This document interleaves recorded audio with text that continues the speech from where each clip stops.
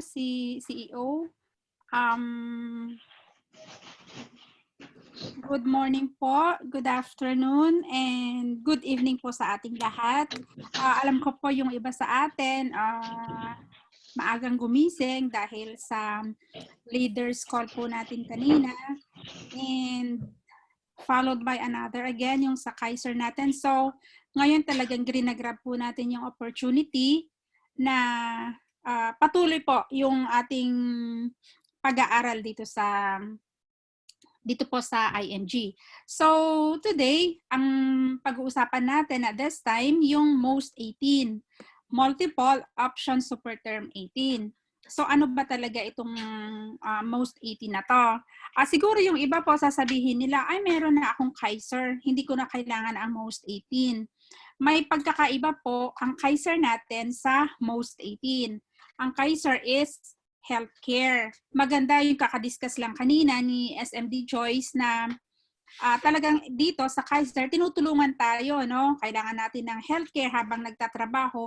Most importantly, pag nag-retire na tayo. Ito namang most 18, habang i-discuss natin, makikita po natin yung difference. Bakit maganda din itong most 18. Okay? So, yan. Sabi nga po dito, the best way to show your love, pwede natin ibigay, irigalo ang MBL sa ating pamilya. Okay po? That's it. So, educating families toward financial freedom. Studies show between debt and poor financial decisions, more people today are failing financially and have little or no knowledge of how to get back on track. Kung napapansin po natin, no, tayong mga Pilipino, lalong-lalo na tayong mga OFWs, kung I don't know lang kung napansin niyo, ang dami pong nagme-message sa atin, no, kung minsan sumasama yung loob nating mga kamag-anak nila, magme-message ang ating mga kamag-anak sa Pilipinas, hindi man tayo kinakamusta, pero ang daming message sa atin, tapos sasabihin lang nila na manghihiram sila ng pera sa atin, di ba?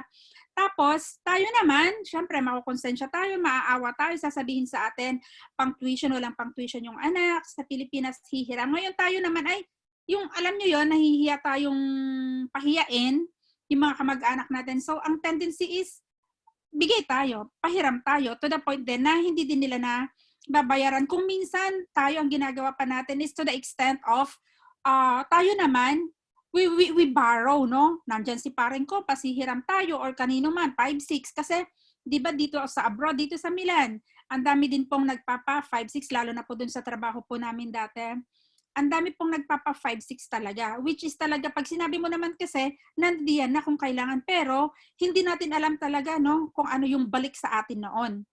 Hindi natin ganun nare-realize.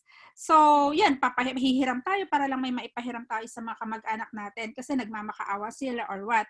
And kung minsan, hindi na natin nare-realize na yung mga decisions, mga ginagawa natin yun, yun yung lalong nakakapaglubog sa atin, nahihirapan tayo doon.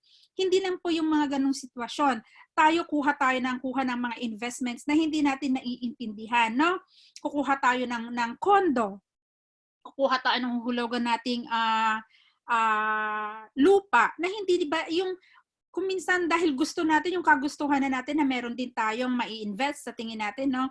Pero kung minsan, di ba, napapansin nyo, ang dami din pong kumukuha ng kondo o ng mabahay nila sa Pilipinas na hindi nila natatapos yung payments nila. Ang dami pong ganon. Sa mga trabaho ko din po dati, ang daming hindi nila naituloy kasi hindi na nila kayang bayaran. Bakit po nagkakaroon tayo ng ganong problema? Dahil nga po sa mga poor financial decisions po natin. Okay? So bakit? Kasi kulang po tayo sa financial education. Kaya nga po, napaka-thankful natin kasi ngayon ako po, very thankful ako kasi nandito na po ako sa IMG, dito sa International Marketing Group. Kasi kung before babalikan ko yung buhay ko dati, syempre, walang asawa, single, alam niyo po yun, talaga, sasabihin po nila na single ka, wala ka ng ganong responsibilidad. Ako din po, nagbibigay sa mga kapatid ko, sa mga magulang ko. Pero ang point doon is, alam niyo po yun yung lifestyle ko noon na mahilig kasi din akong mag-travel. Kung ano yung gusto kong bilhin, hindi lang kontento sa iisang gamit. Kung gusto mo pa, gusto kasi madaming kulay. Yung bibili ka ng damit, hindi lang naman basta damit, polo shirt, mahilig po kasi ako sa polo shirt. Gusto ko madaming kulay na maisusuot ko. And alam ko naman na neto nare-realize ko talaga, no, pag bibili talaga ako noon mga may tatak, pero kung iisipin mo hindi naman yun importante eh. Nung pagpasok ko po dito sa IMG, ang dami ko talagang natutunan na parang nanghihinayang din ako before. Yung mga perang nagagastos ko, ang credit card ko po noon, talagang lagi ko pong ginagamit yan, no? Kung saan-saan mag-shopping ka na nga lang, aside from mag-shopping ka, pupunta ka sa bilihan, nag-aano pa po ako noon, mahilig po akong mag-online, no? Nabili po ako talaga online. Kaya yung mga kaibigan ko, sabi nila ako daw yung nagturo sa kanila. Pero ngayon, very proud po ako, nagpapasalamat ako dito sa IMG. Bakit? Sino ba kasi itong si IMG?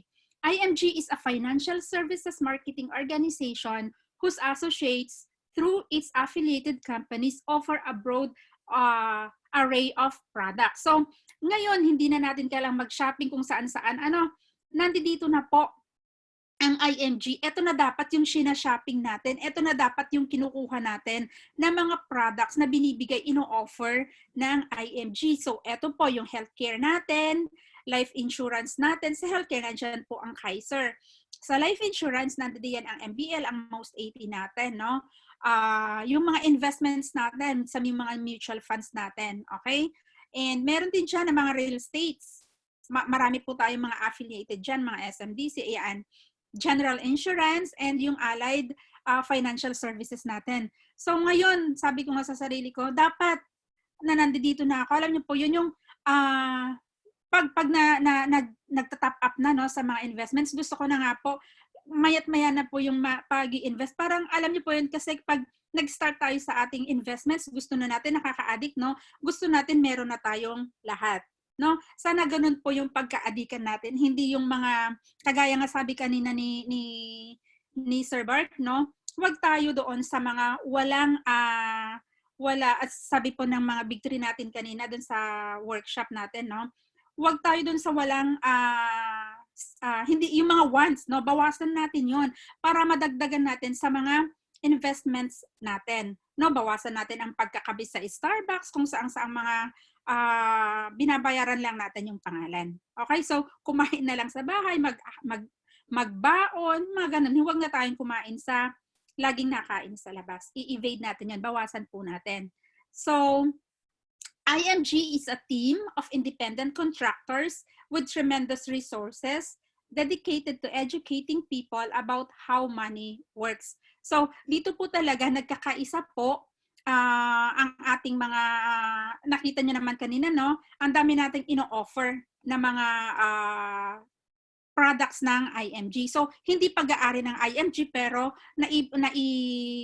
na-i-share po natin yan. Kasi affiliated sila. Alam po natin na ang dami pong mga companies na gustong sumali po sa IMG dahil nakita po nila yung kagandahan, yung mission ng IMG. Okay? So, hindi po tayo, ang IMG po ay school po ito. Tinuturuan natin ang mga tao through kung paano po nila pangalagahan ang kanilang perang mga pinaghihirapan. Okay? So, a leadership team with vast experience in the financial services industry committed to helping people change the course of their financial futures. Tignan naman po natin, no? Ang mga leaders talaga po natin dito, yung big three natin. So, yung kaalaman po talaga nila, yung mga experiences po nila, yun yung i-share po nila sa atin, no? Si Sir Rex Mendoza, no, matagal na din po, isang talagang financial guru sa atin sa Pilipinas na talagang makikita mo talaga sa kanya yung passion, no? The passion to educate ang mga Filipinos para alam nilang pangalagahan ang kanilang pang-pinansyal na buhay. Ano po nga po yung sabi ni Sir Rex? Gustong-gusto ko po yung sinabi niya yon. Tayo dito sa IMG, kulang na kulang pa yung ginagawa natin. Kasi kung hindi kulang, sana mas kukonti pa ang mga Filipinos na naghihirap. Kagaya po ngayon, bakit ang Pilipino, ang Pilipinas, ang dami pa ring mahihirap? Kasi kulang pa rin sila sa pinansyal na edukasyon. So ano po, ito po kasi talaga ang pinaka-mission ni IMG. Kaya nga po ito, no, ang gustong mangyari ng IMG is to educate financially ang 10 million Filipinos by 2025. Ano po ang sabi ni Sir Rex Mendoza? Sabi niya, kulang pa yan kung noon pa sana na ang ginawa nyo ay mas malaki pa. Kulang pa daw yung ginagawa nating pag-i-educate. So, parang challenge po yun sa atin na kahit pa paano, na nandito na sa IMG, kailangan pa po nating i-educate ang mga families natin, ang mga kaibigan natin, ang mga nakakasalubong natin ng mga Filipinos na kapwa natin para sabay-sabay po tayo na lahat umangat. Okay po. So, ano po yung pinaka-goal ni IMG?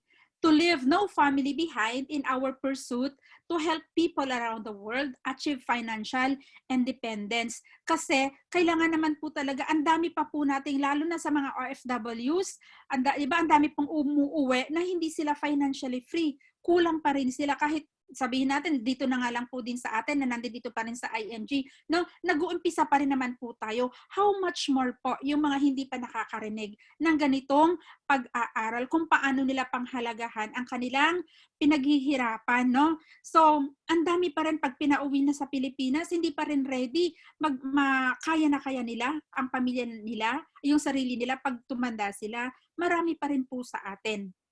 Kasi bakit? Yun nga po yung sinabi ko po kanina, yung mga poor financial decisions natin. No, waldas tayo dito, waldas doon, hindi natin iniisip yung kinabukasan natin. So, kaya po nandito ang IMG, tinuturo natin yung libro nating ito, no? Sabi niya, The Secret to Saving and Building Your Future. Tinuturuan talaga tayo step by step. Andiyan ang uunahin natin ang healthcare natin, yung protection. Nandito yan po, step by step talaga hanggang makuha natin talaga yung solid financial foundation natin. At ito po, ang pagtuturo po sa atin dito sa IMG, hindi po pinipili. Hindi niya pinipili na yung mga mayayaman lang, yung mga may kaya lang, o yung mga middle ages lang. Hindi po. Dito, financial education is not just for the wealthy. It is for everyone. Mayaman ka man, nasa mababang estado man, pang pinansyal, bata ka man, matanda ka man, no? Lahat po ito. As long as kaya na po natin, willing tayo na matuto. Wala po itong pinipili. So nakita nyo naman po yung video kanina na plinay ni CEO, no? Yung mahirap, natututo sila na pangalagahan nila ang kanilang pangpinansyal at doon sila nag-uumpisa, no? Na inaayos nila, binibuild nila yung future nila. Okay?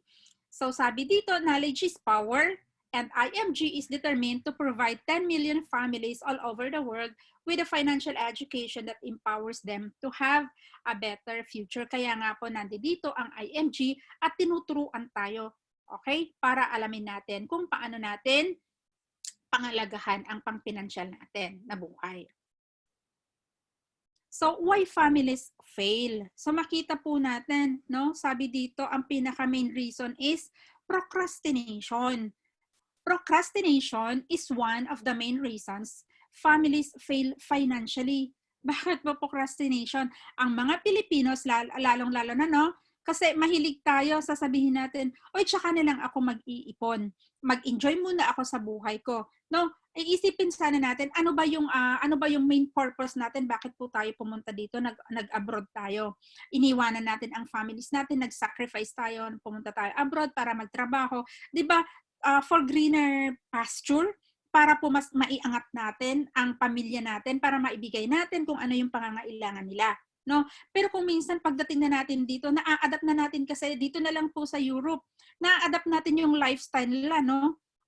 Na alam natin yung ugali natin na hindi tayo na kukontento kung ano meron tayo. Gusto natin yung mas pa. Kung minsan yung nakakatawa kasi tayo, yung mga tayo sa domestika, no? Sa mga amo natin nga, kung minsan, I don't know if napapansin po ninyo, mas magaganda pa yung gamit natin kaysa sa mga amo natin. Nakukwento po ng kasama namin sa community, yung nahihiya siya na ilapag yung gamit niya doon at na nakikita ng amo niya kasi mas mamahalin pa yung gamit niya, no? Kung napansin niyo, ang mga iba nga, ang mga amo, ang cellphone nila, yung mga malalaki. Pero ang kanilang katulong ay mga mas ma-updated yung kanilang mga gamit. Marami po sa atin ang ganun kasi alam niyo po yun, instead na i-save natin para sa future natin, hindi. Kasi alam natin malakas pa naman ako. Tsaka na lang, mag-enjoy muna ako sa buhay ko. Madami pa akong gustong puntahan. Madami pa akong plano. Pero hindi nakasama yung plano natin para sa future natin.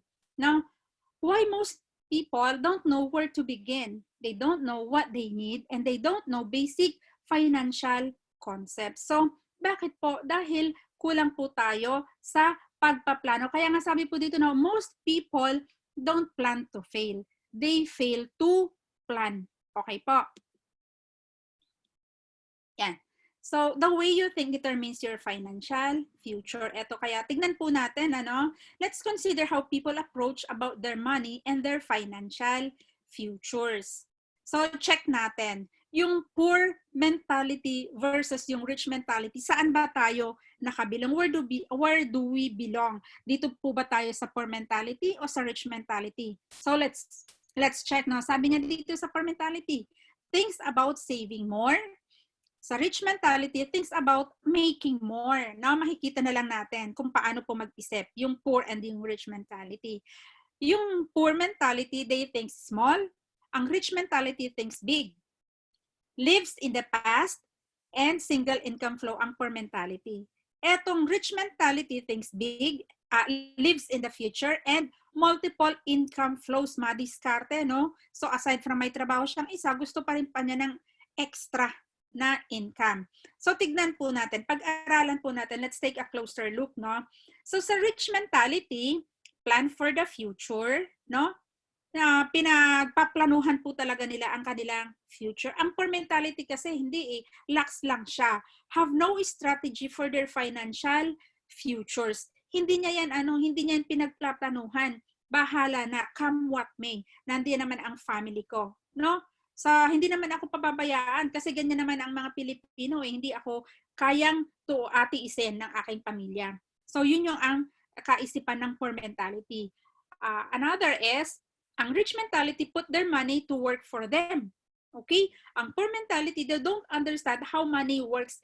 Ito po talaga yung isang reason bakit nandito po ang IMG. Kasi, yun nga, di ba na-mention ko po kanina, dito sa IMG gusto niyang turuan ang mga kulang pa sa kaalaman kung paano paganahin o paano patrabahuhin ang kanilang pera.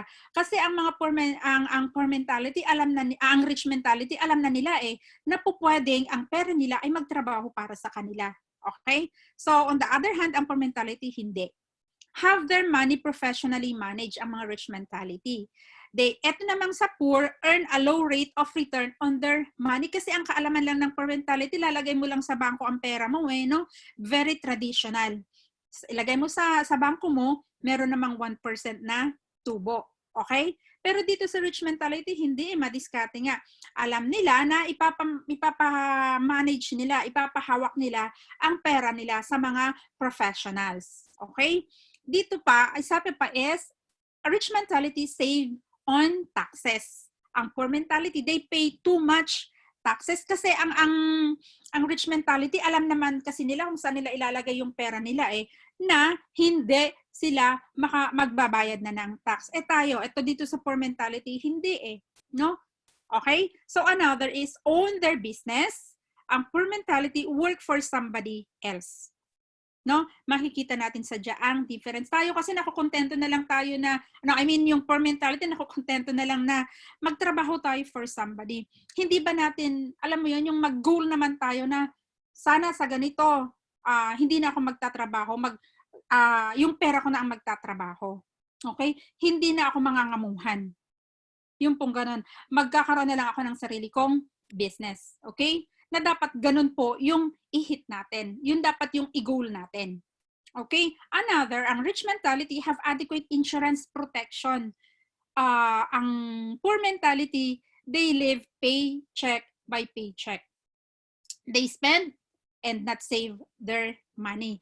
Kasi etong mga rich mentality, alam nila na kailangan nila magkaroon ng insurance. Etong insurance na ito ay magbabayad sa mga, kasi tax-free ito, hindi na nila kailangan wala na yung mga tax na to, no? Nakaka-save sila, ibig sabihin.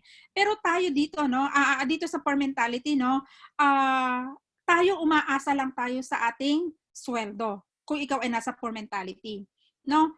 Kung wala ka nang susweldohin, wala na, hindi ka na mabubuhay kasi umaasa ka lang sa kikitain mo pagdating ng sweldo. So kung minsan anong nangyayari, ang tendency sa atin dito, hindi pa nadating ang paycheck natin, naiutang na natin.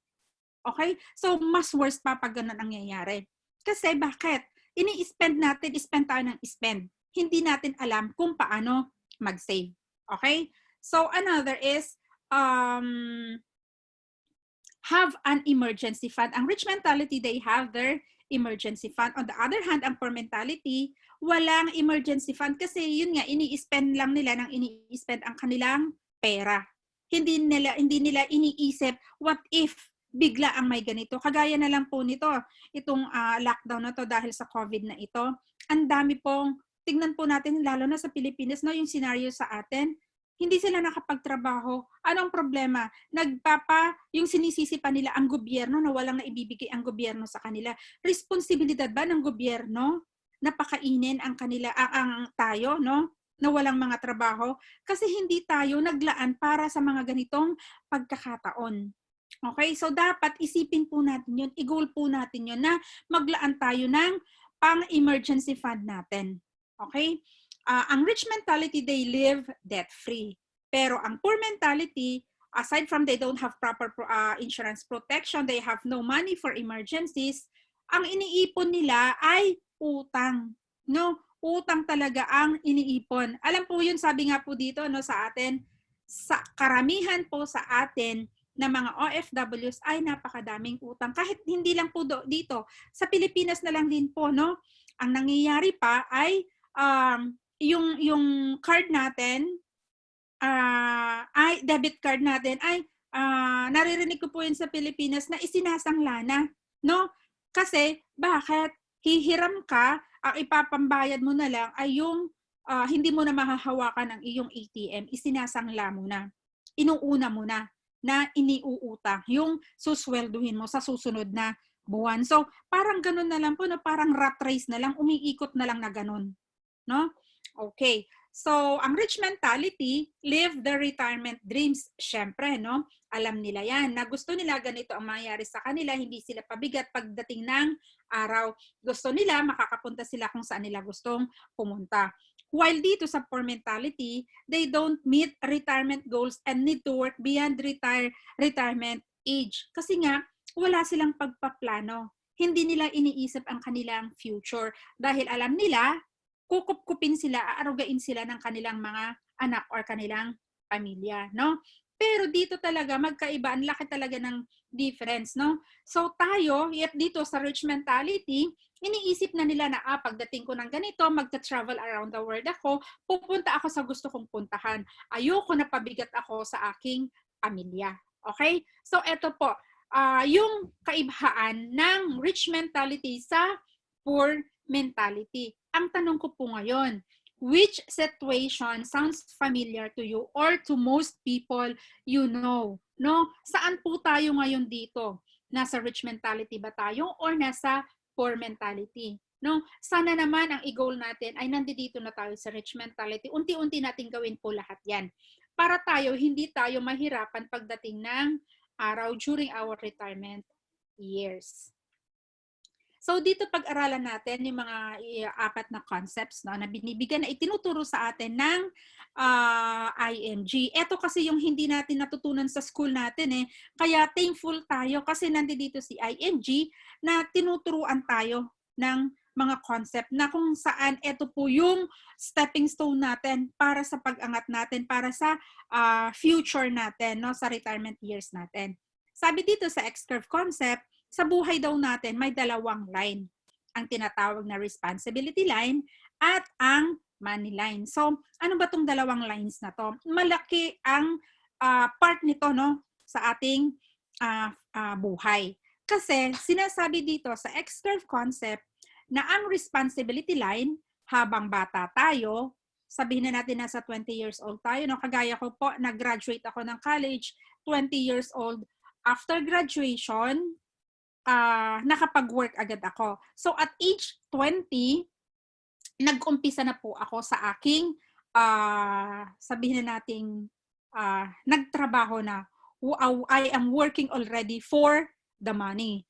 Pero pagdating po dito, nung nag-start na ako, syempre, it follows na mataas po yung responsibilidad ko. Bakit? Kasi syempre may trabaho ka na, ipoprovide mo yung food mo, yung shelter mo, clothing, education, health debts, and loans. Dito po noon, nung pagka-graduate ko, syempre, sa Baguio po ako graduate, nagtrabaho ako sa Manila, no? Ako talaga, hindi po ako magaling magluto, hindi po ako marunong magluto. Nakain lang ako lagi sa labas. It so happen, yung tinirhan ko doon ay nagki-cater sila. So doon ako kumakain, no, sa catering service na yun na tinirhan ko. Yan. So, lagi pong ganun ang ano ko. So, ibig sabihin, malaki po yung aking expenses, no? So, doon na din po ako nagbo-board, ang lahat na nando doon. So, ang dami po nating mga responsibilities. Ngayon, sa atin, 'di ba, nag-umpisa tayo sa family na mag-ano na ng family natin, magbuo ng family natin. Nandiyan po yung tuition fee ng mga anak natin, no, yung sa health natin, pambili ng mga medicines, mga ganyan. Pero dahil po sa mataas ang responsibilities natin, may mga utang tayo diyan, naglo-loan tayo, mortgage para sa pagkuha ng bahay. Okay? So ako po noon dito, nag-ano pa ako. Ako naman, kailangan ko ng education kasi nagma-masteral po ako noon. So kailangan kong i-provide din para sa sarili ko noon yon. No? So marami po tayo mga responsibilities. Okay? So ibig sabihin, during this part, no, mula 'di ba sabi ko po kanina mataas po itong responsibility line natin habang nandito po tayo sa younger age natin sa part na to. Pero dapat it should be na habang patanda tayo, itong responsibility line dapat pababa siya, no? Pababa siya dito habang pagtanda natin. Sabihin na natin 60 years old or during yung retirement years natin na hinihit natin. Okay? So dito, bakit po mataas pa ang responsibility line natin? Kasi active income tayo eh. Tayo yung nagtatrabaho para sa pera. We are working hard for the money. Na it should be then na eto, dito sa responsibility line, sabi ko nga po, pababa siya habang patanda tayo. Pero dapat, habang pababa itong responsibility line natin, on the other hand, na mag-uumpisa na rin dapat yung money line natin habang patanda tayo, papunta sa old age, tumataas na itong money line natin. Bakit? Kasi syempre, nandiyan pa rin naman yung mga basic needs na yan, yung food, shelter, clothing natin, health para sa ano natin, no?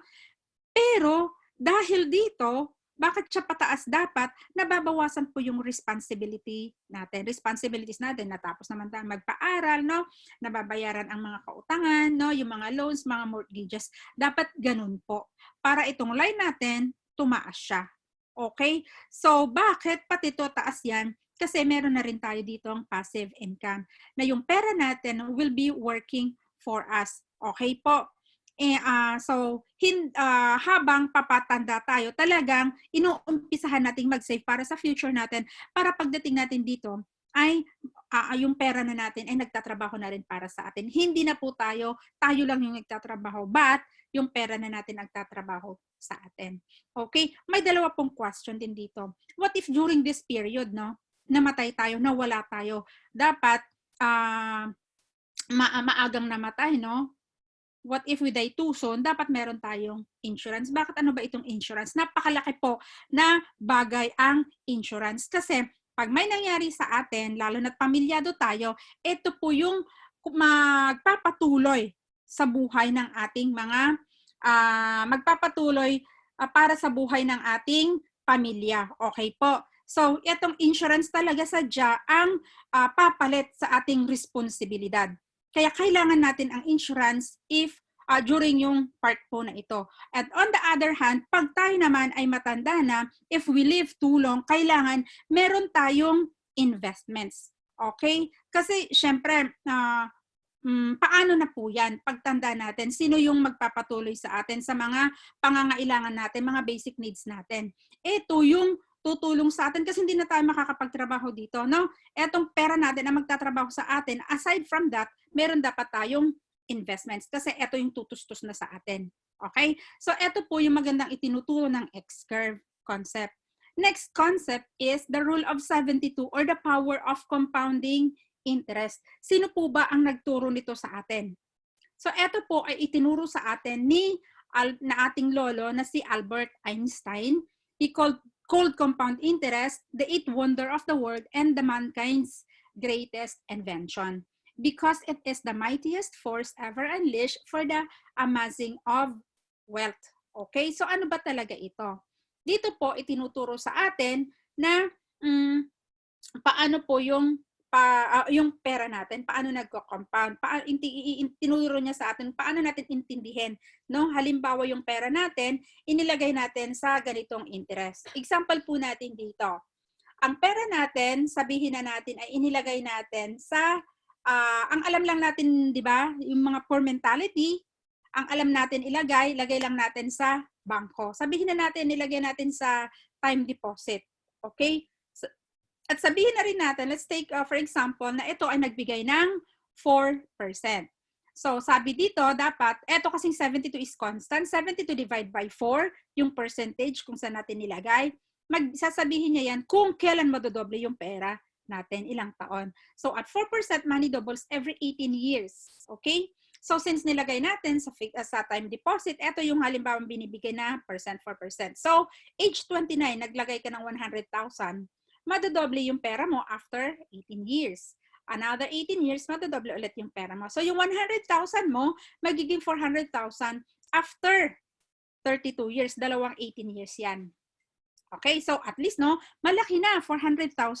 Pero what if tuturuan ka pa ni Lolo Einstein na meron pa palang mas maganda dyan? What if ilagay mo siya sa isang kumpanya na nagbibigay ng 8%? So pag nilagay mo ang pera mo sa 8%, at 8%, money doubles every 9 years. So mas okay to, no, compared sa 4%, syempre. Pareho at age 21, 9, nilagay mo yung pera mo, yung 100,000 mo. So yung pera mo, magdodouble every after 8 years. So naging 200,000. And then 47 years, pag 47 ka na, 400,000. Another 9 years, 800,000. Another 9 years, 1,600,000. And what if, sabi pa ng isa, sabi pa ni Lolo Einstein, dito na, meron pa akong alam na mas malaki pa ang mangyayari sa pera mo. Dito mo ilagay sa 12%. So 72 divided by 12 is 6 years. At 12% money doubles every 6 years, no? So from 29, mas mabilis siya magdoble every after 6 years. So at age 65, naging 6,400,000 yung pera mo.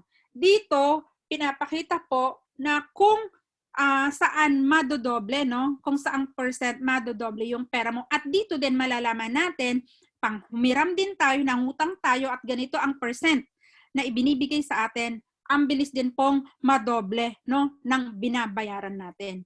Okay? So malaki po yung konsepto na ito na itinuro sa atin ni Lolo Einstein natin para alam natin kung saan natin ilagay yung ating kaperahan. So, yan. The difference between 4% versus 12% is 6 million. And 6 million is equivalent to 20 years salary of a person who works at an annual salary of 300,000 or 25,000 per month. Imagine nyo po yun, yung 6 million na difference sa 4%, 4% compared dito sa 12%. No? Ang laki po siya. Ang laki po niya. 6 million. Okay? So, tingnan po natin dito. Understanding and knowing responsibility. Most people don't know how to compute for their responsibility. So, paano nga ba i-compute yan? Ito, binigay sa atin, itinuturo sa atin ang dime method. Paano po ba itong dime method na ito? Ang dime method na to, tinuturo lang niya, no? Sabihin na natin, itong dime stands for debt. Yung I stands for income replacement. Yung M stands for mortgage and yung E stands for education. So may nakalagay po dito yung you and your spouse. Halimbawa may asawa po kayo, dito lalagay po natin magkano ba yung utang natin. Yung utang mo and yung utang ng asawa mo. Okay? Etong income replacement, kung magkano naman yung kinikita mo. Paano itong income replacement? Paano to kino-compute? Income replacement is annual income times 10. Kung halimbawa ang annual income mo ay 300,000, ita-times mo siya sa 10. So ito po yung annual income replacement. Ilalagay mo dito yung income replacement mo, ganun din sa asawa mo. Yung mortgage, kung may binabayaran kayo sa bahay ninyo, no? Lagay po ninyo dito, sa asawa nyo din. Ganito kung halimbawang hati kayo, lagay mo dito kung magkano yung sa halimbawa 10,000 euros sa'yo, sa asawa mo ay 10,000 euros. Then kung magkano yon, iilagay mo yung sa equivalent ng peso. And then dito sa education, kung magkano yung para sa education ng anak ninyo. So kung hati pa din kayo, ilagay mo dito sa iyo at dito sa asawa mo. And then i-total po yan. I-total din dun sa asawa mo. And then, yan, i-add ninyo, dito po malalaman yung total protection ninyong mag-asawa. Okay? So, in the event of loss, your family's need continues, your financial support continues, your love continues, your debt payment continues, your home mortgage payment continues, and your children's education finances continues. So, it's not about insurance po. It's about your responsibility na iiwan mo sa family mo. Ito po yung tinuturo sa atin na kailangan alamin natin at intindihin natin, no, kung ano yung responsibilidad natin. Okay? So, which situation sounds familiar to you or to most people you know? Okay? Dapat alamin po natin ito. At tayo naman na alam na kung sino na yung may mga alam ng dapat yung responsibilidad natin, ituro din po natin sa iba. Okay, so paano naman itong solid financial foundation? Dito na scenario. Yung first is letter A and yung letter B. Saan po ba tayo dito? Makikita na natin dito sa figure, no?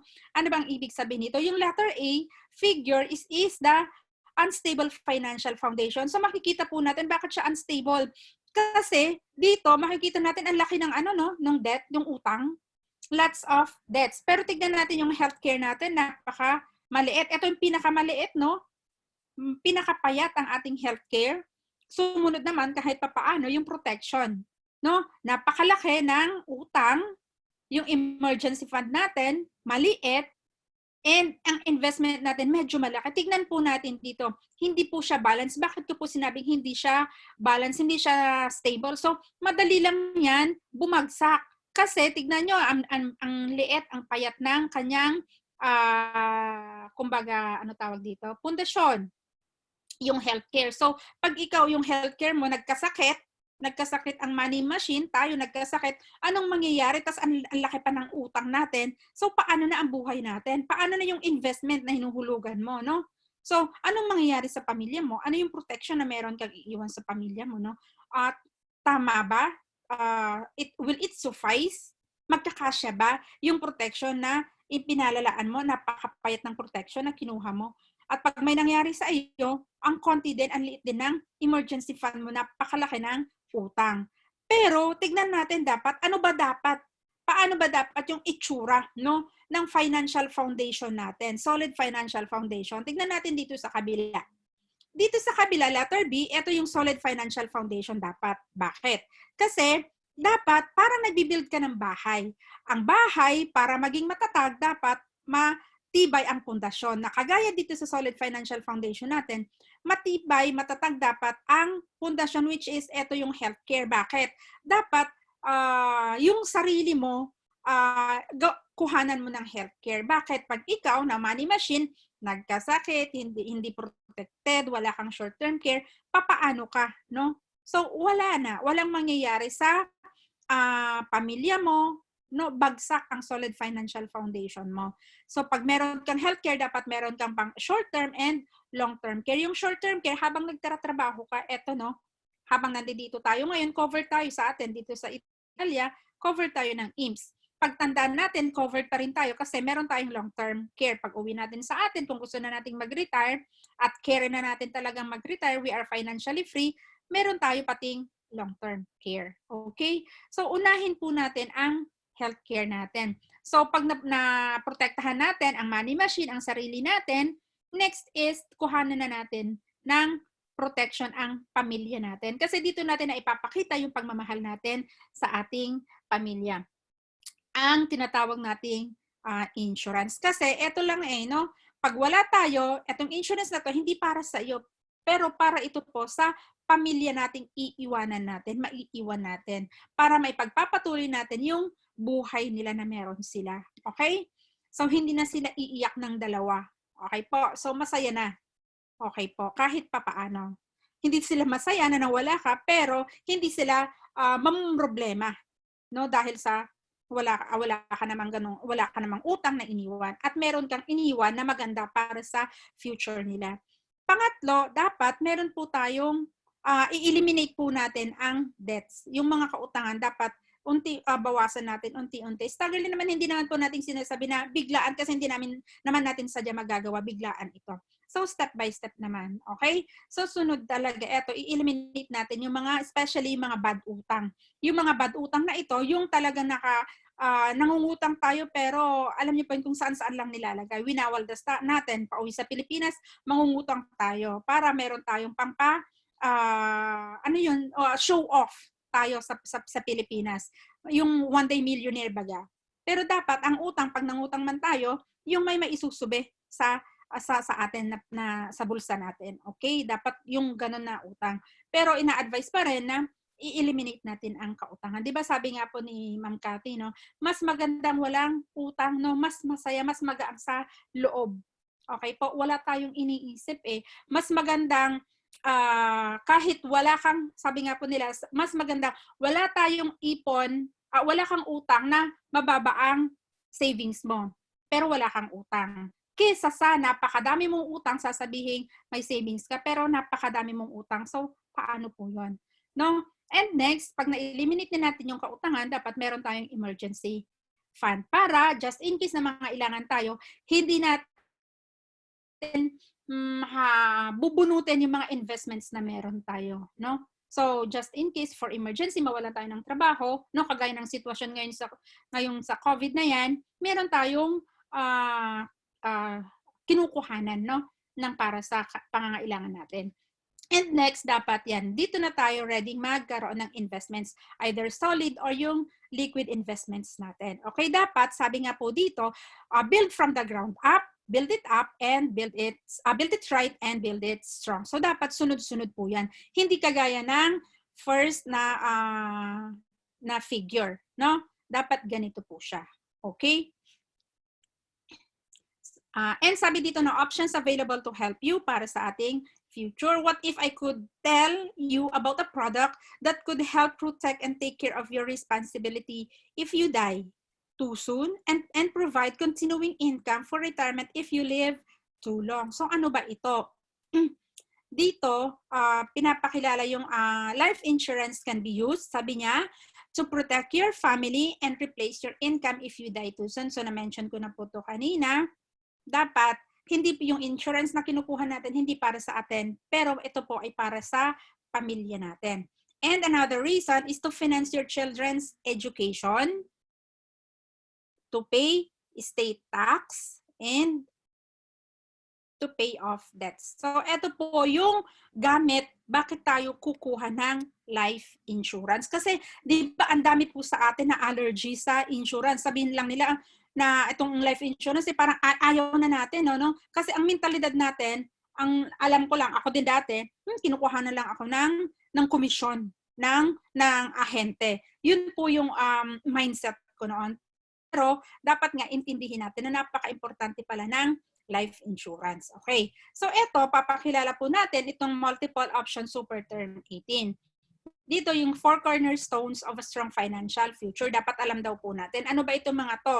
Yung growth, safety, tax advantage, and protection. So, sabi niya, your plan for the future. Dapat alamin natin, does it have growth to achieve your goal? May growth ba siya? Does it have safety?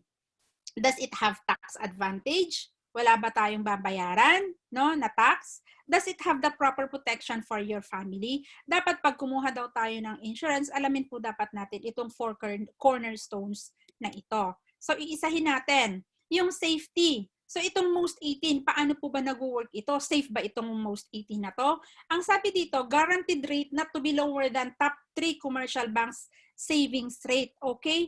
So, bumagsak man ang merkado, ang pera natin sa most 18, hindi siya bababa sa top, no? Hindi siya bababa sa top 3 commercial banks savings rate. Bakit? Tignan po natin. No, dito sa growth din po niya. Potential higher rate of return on the investment depending on investment performance. Tignan po natin dito yung sa illustration dito. Sabi niya, hindi siya bababa sa top 3 commercial banks. Bakit? Kasi ito pong most 18, ang pera po natin dito, hindi siya bababa sa 0. Hindi siya nagne-negative. So minimum guaranteed niya is 0%. Hindi siya negative. Itong growth, so ibig sabihin, itong growth corridor niya malaki. And ang growth niya, potential higher growth based on investment performance hanggang 12% or possible tataas pa siya. Protection. Term insurance in the most 18 is an affordable life insurance enabling people to buy higher face amount and save more money for investments. Kasi 'di ba yung karamihan na mga insurance, halimbawa yung mga whole life insurance, mataas po 'yun, mahal po 'yun. Pero dito sa most 18, affordable, mababa lang siya. Kasi mababa na, malaki pa yung face amount niya. Meron pa tayong investments dito, no? Protected po yung pera natin dito. Okay, yung tax advantage. Life insurance total death benefit is not subject to tax. Yung death benefit natin, no? Ang laki po dito, no? Wala pong tax yan. It's not subject to tax. Hindi siya, wala siyang tax. Okay? So you only protect what is precious to you. You don't protect something that has no value. Okay? So alam po natin, dapat isipin natin itong four cornerstone na to pag kumuha tayo ng mga insurances natin. So safety example na lang natin, no, dito. Let's do some math. Mr. A and Mr. B both have 100 peso to invest. In the following scenarios, who ends up better? Mr. A or Mr. B? Tingnan po natin dito, no? Sabihin na lang natin, may dalawang magkaibigan, no? Nung isa, nag-save siya first year. Sabi niya, mag-save siya dito, mag-invest siya, no? Nag-stock market siya. So, tuwan-tuwa siya sa first year, ang pera niya ay kumita ng 40%. Okay? On the second year, bumagsak siya ng 20%. So, si Mr. A yan, naglagay siya sa stock market. Dito naman si Mr. B, sabi niya, no, dito na lang ako sa most 18. Dito ko na lang ilalagay yung pera ko. Sa first year, kumita yung pera niya ng 10%. Nung second year, 10% ulit. So, total of 20%. So, pareho lang sila, no?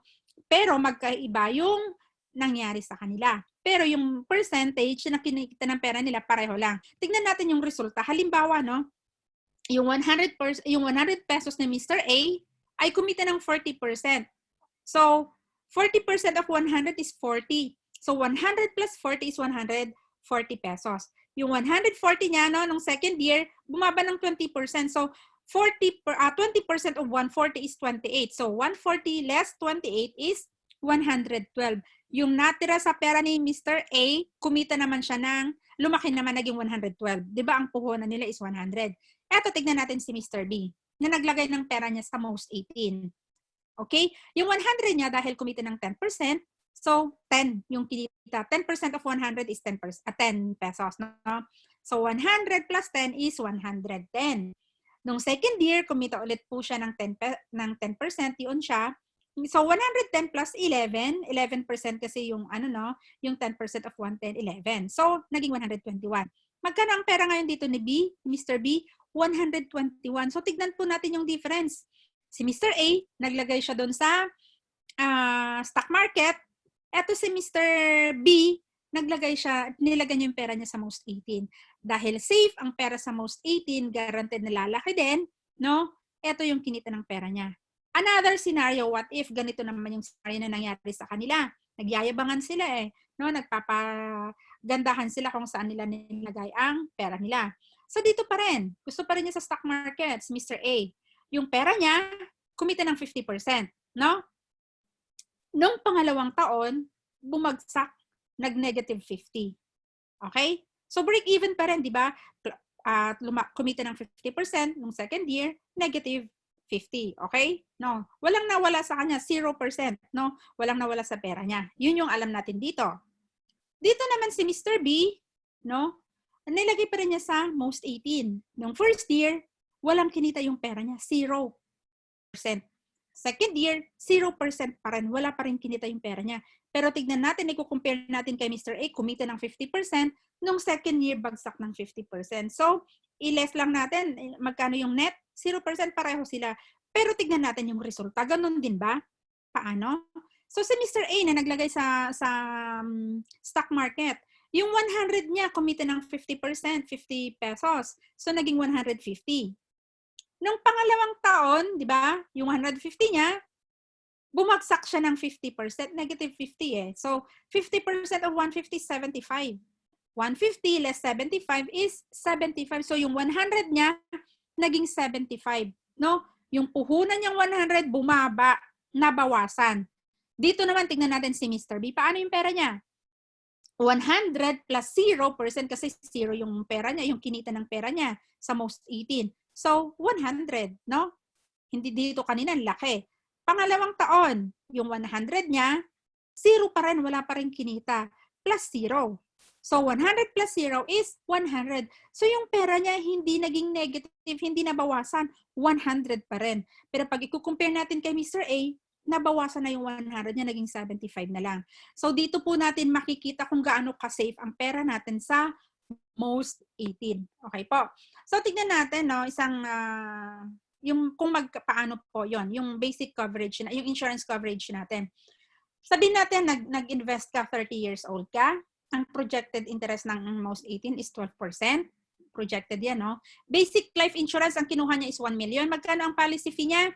500. Yung sa 1 million coverage, magkano babayaran mo? 5,710. So, yung sinasabi natin talaga na safe siya, protected siya, ay totoo naman. Kasi tignan nyo po, napakababa, yearly, ito ang babayaran mo. Pero ang coverage mo is 1 million. No? Ang baba po, ang napakamura. Okay? Tignan natin. Sa first year, ang babayaran mo is 6,200 din kasi kasama ang 500 na policy fee.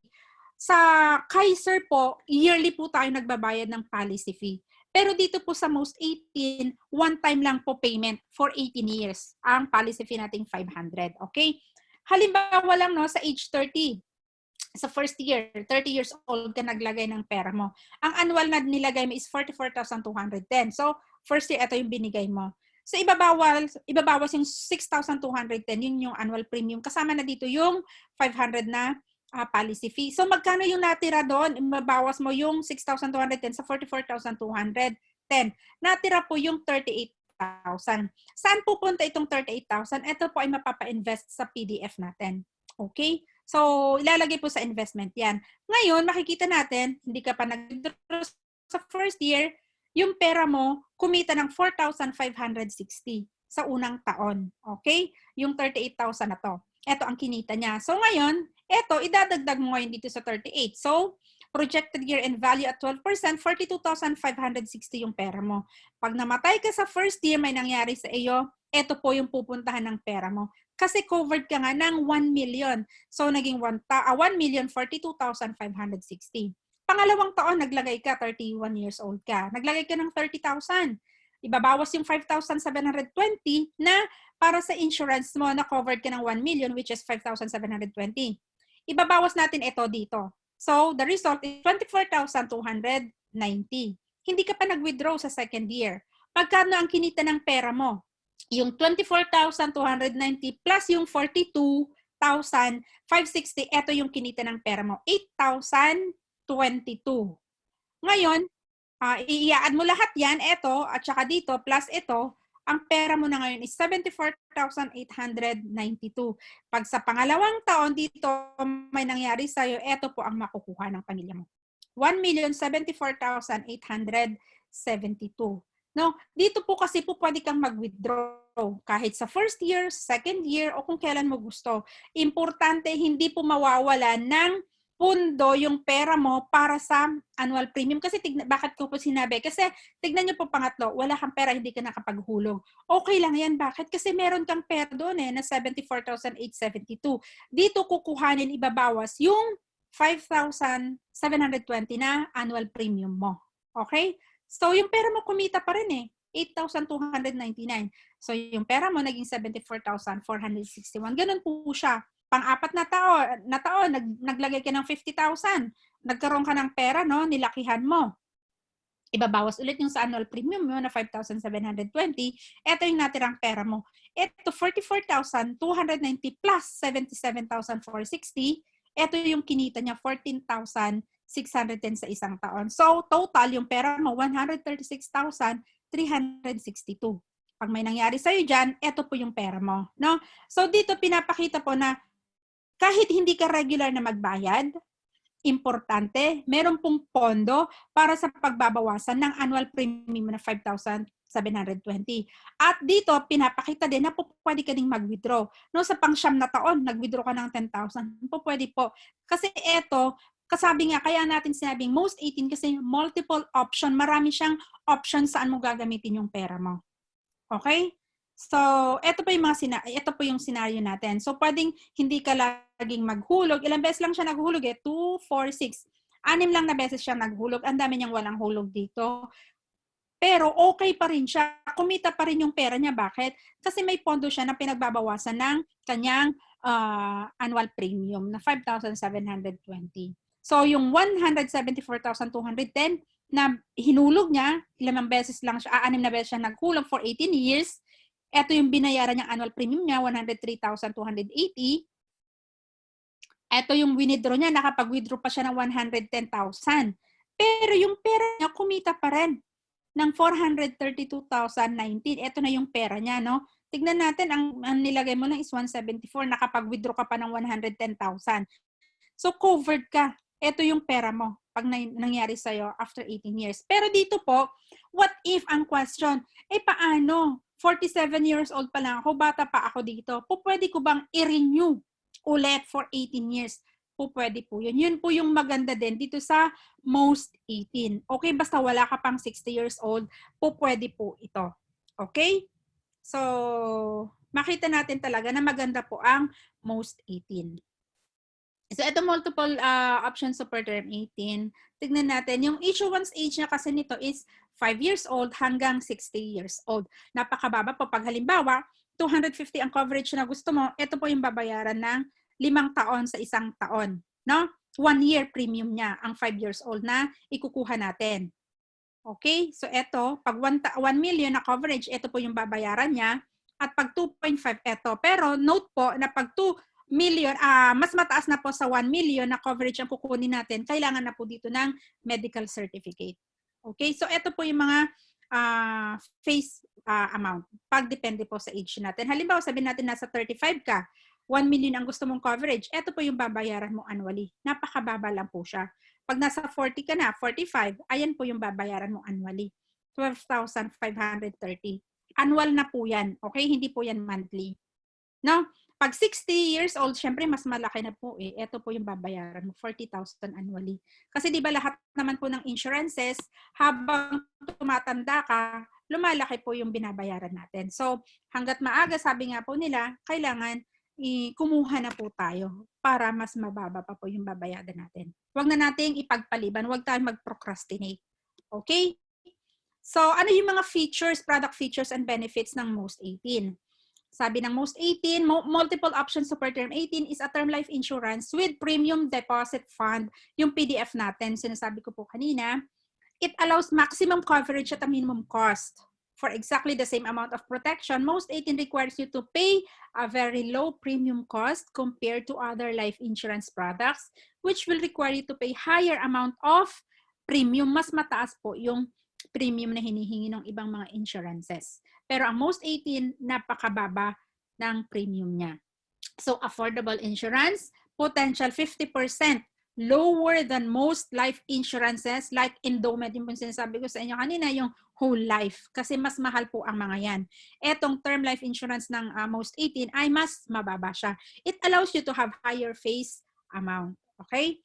Higher fund value, PDF allows higher growth of funds with guaranteed rate of return. Okay? Di ba hindi po nasi-zero ang most 18. Hindi siya, hindi siya nagne-negative. Premium flexibility, settle your contributions based on a schedule that fits your lifestyle, no? So, sa first year, 2 years ka, nakapaghulog ka. Sa pangatlo, wala kang, hindi ka nakapaghulog. Okay lang yan, basta importante, hindi po masiro yung pera mo sa PDF kasi doon ibabawas yung insurance mo, yung premium mo, annual premium, just in case na hindi ka makapaghulog. O, diba? So, very flexible ang most 18. Withdrawal, no loan charge pag nag-withdraw ka dito. You can withdraw your savings anytime without any penalty and still have protection or coverage. Basta may pera ka sa BDF, hindi ka nawawalan, covered ka pa rin. Pwede kang mag-withdraw, wag mo lang i-withdraw lahat. Mag-iwan ka lang ng para sa premium mo. Issue ages are from 5 to 60 years old. Insure yourself and your whole family. O pwede mong i-insure ang buong pamilya mo basta nag 5 to 60 years old. No, ang anak mo, ang nanay mo, yan, ang asawa mo, yan. Addresses various financial needs, serves various future needs such as retirement, education, pang-travel mo man ito, or savings mo to permanent insurance. You have the option to convert your insurance to permanent plans prior to age 65. So, pwede mo po siyang i-convert. Okay? Basta wala ka pang 65 years old. At po, pwede mong i-renew basta wala ka, renewable at the expiry date. You may renew your insurance for a period of 18 years before you reach age 60. Low chance of lapsation. Premiums may be settled from your investment earnings. Mababa talaga yung pagkakataon na malaps ka kasi nga, importante, meron kang pera sa PDF na doon babawasin yung annual premium mo. Alternative investment flexibility, free to decide where to invest the difference in buying term life. Okay? Fun advantage, you already have savings on the first year which you can withdraw in case of emergency natin, no? So pwede po tayong mag-withdraw kahit sa first year pa lang. Kailangan natin, may emergency tayong pangangailangan, pwede po tayong mag-withdraw. Basta sabi ko nga po, wag nating isi-zero yung PDF natin. Okay pa?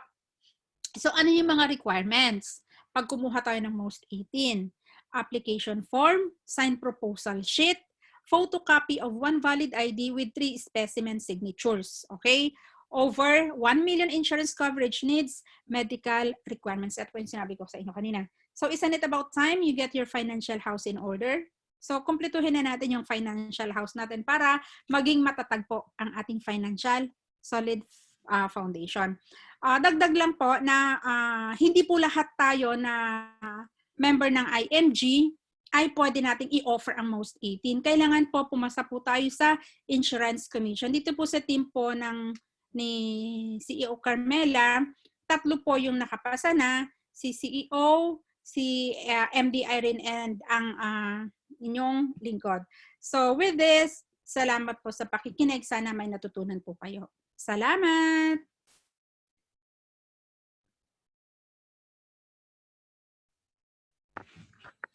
Ayan, salamat po, Miss Mina. Ilit lang po Okay, maingay kasi. Yan.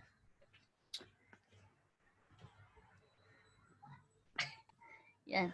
Thank you, Ma'am Mina, sa clear na presentation. Okay po. So ngayon, kung may mga magtatanong po sa inyo, mag-unmute na lang po kayo.